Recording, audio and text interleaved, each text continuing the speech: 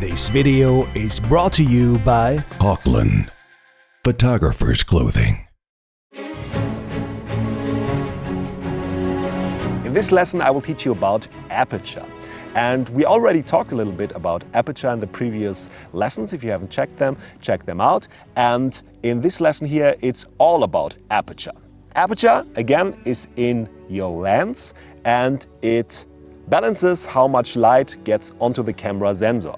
And depending on what aperture you choose, you can make the image look different.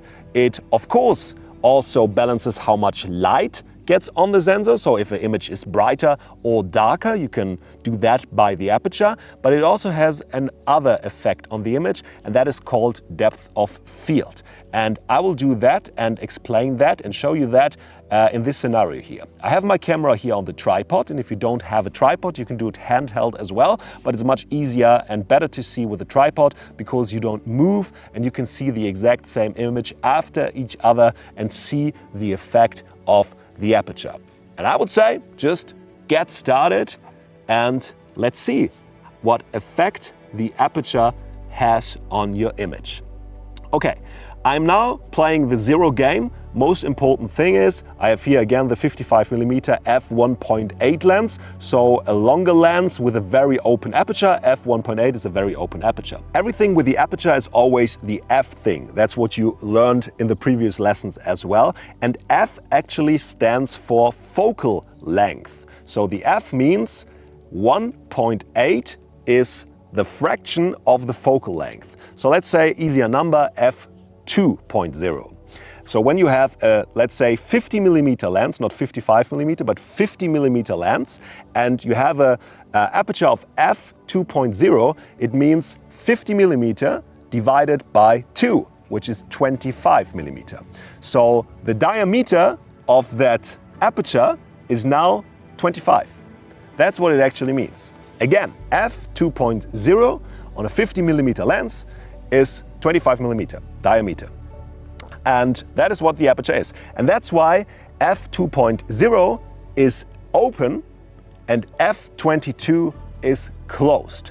So whenever I say use a closed aperture, it means use a high number like f22, because a 22th of 50mm, let's say, is smaller than a half, like f2 of 50mm, for example. A bit complicated, but all you have to know is small number means open aperture, f1.8 open aperture, f22 closed aperture. Open aperture means a lot of light because the hole is big, and closed aperture means not that much light because hole is small. Now we know everything about that f thing, but let's see what effect it has on the image. I start with the zero game, now with f1.8, so my max open aperture. And ISO is on 100, still in manual mode of course, and I adjust now my exposure to fit it, and in this case here the camera tells me 1/1000th of a second. I'm now sitting in a shady place here, and it's not that much of light available, still bright day, but in the shade. If you are in the sun, total different camera settings. And that's why I will tell over and over in this course, it's not important what I say camera settings I use now, but it's important that you know what camera settings to take and to set in the situation you are in. And when another photographer tells you about camera settings, it actually is not that super helpful. Maybe a little bit sometimes with special settings, but in general it's not, because you can choose any camera settings. All right, first image, f1.8, 1/1000th of a second, ISO 100. Okay, got the shot. Now we take the second image, and now I change the aperture first to f2.8, and now it's -1, so I have to adjust to 0, and in my case now it's 1/500th of a second. So I take the same image and I always focus on the same flower here in this case. How to choose the right focus and so on, I will teach you later. I think it will work in the situation you have at home now. Okay, now next stop is f4.0, and I adjust to the zero game on 1/200th of a second. take the photo. Now I go on, f5.6, 0 game, take the photo, and so on and so on. All right, now something interesting happens. I'm now at f14 and have a 20th of a second. And when you remember in the last lesson, when I photographed with a close aperture in a 10th of a second, that flower that I was shaking, it was very tough to make a focused image, that everything is sharp in the image, because of that fast shutter speed. And again, we have a whole lesson about shutter speed as well, but we will have difficulties now with the next shutter speeds as well, because the flower is slightly shaking. I have now my tripod, which is a helper of course, but still the flower itself is moving. So maybe with the next aperture, f18, and now I have a 10th of a second. This is a great jacket system for outdoor photography. I'm Albert Ross, professional landscape photographer, and this is my Hawkland Parker Pro jacket. This red color is my personal signature edition. It has multiple layers, not just this layer. It has a fleece layer, a mid layer, and this outer layer. It's very waterproof, it's windproof, and it's suitable for any kind of weather conditions. Anyone can wear it, but it's a jacket system aimed at photographers, meaning it has some very nice features like this little pocket with my lens cloth attached here. I can quickly take it out for my glasses or my lens or my filters. Then it has really big pockets here for accessories, and it has a lot of nice pockets inside for batteries, smartphone, SD cards. It's very convenient for me as a photographer to use, not only because of the weather, but also because of all these nice features. Maybe you also like the photography backpack, winter gloves, or classic jacket system. At www.hawkland.us. Hawkland. Photographer's clothing. It might be that the flower gets blurry because it is shaking. And my last setting, f22, 1/6 of a second. And yes, it looks like the flower is now not in focus or not sharp anymore. It's not actually out of focus, but it is just shaking, and that's why it's blurry. I focus correctly, but because the shutter speed is pretty slow, it is a little bit blurry. You will learn about that later as explained. But let's look at the different images I took now.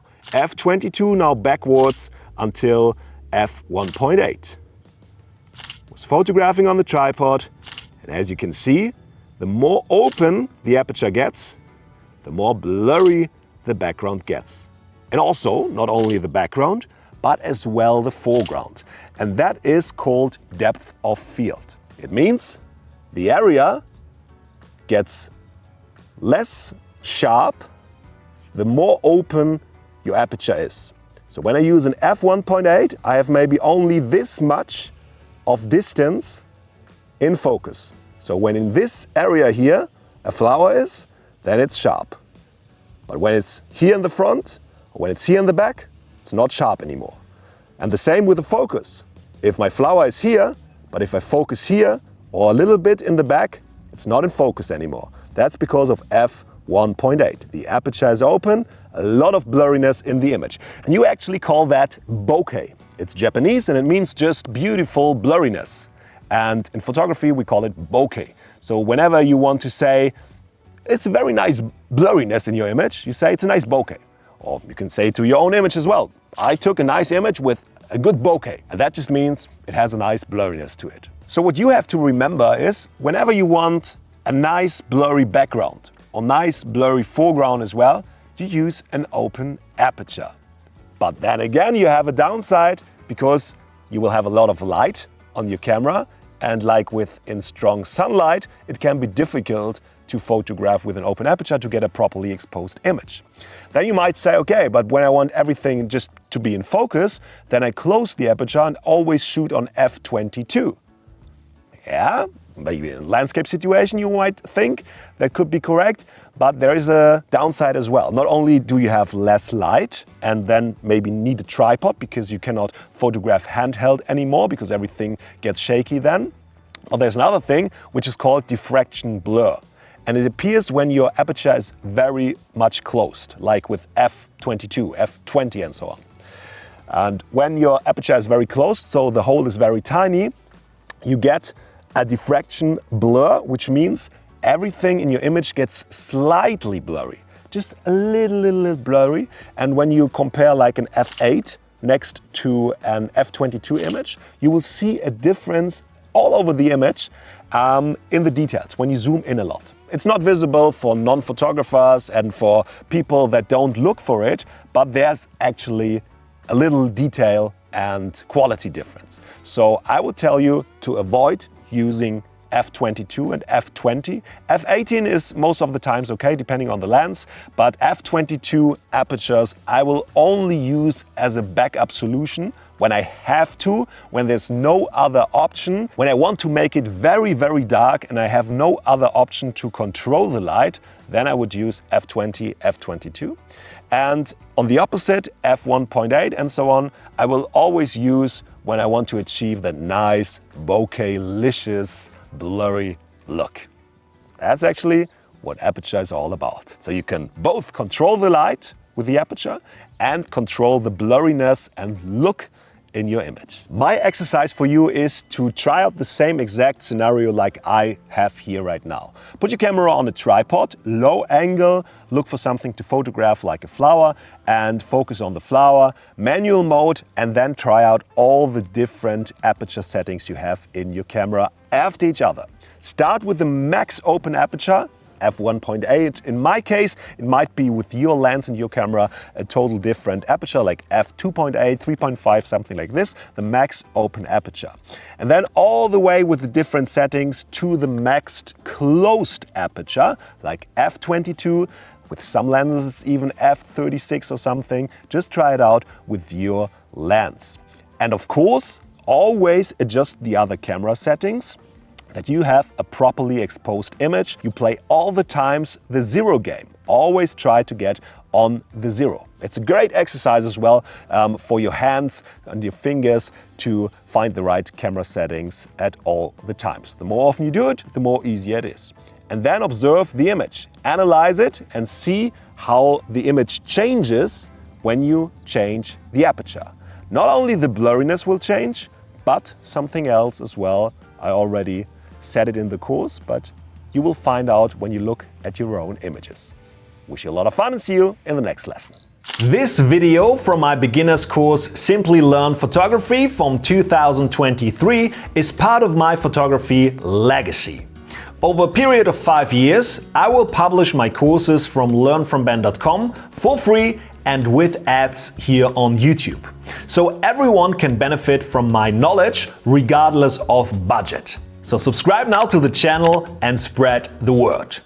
And do you want all 9 courses from the last 10 years immediately bundled together and without advertisement at a super affordable price? Then go now to learnfromben.com and get the XXL Bundle as an instant download or stream via the website at www.learnfromben.com. More than 22 hours of the finest learning content on photography, filming and image editing in all levels of skill.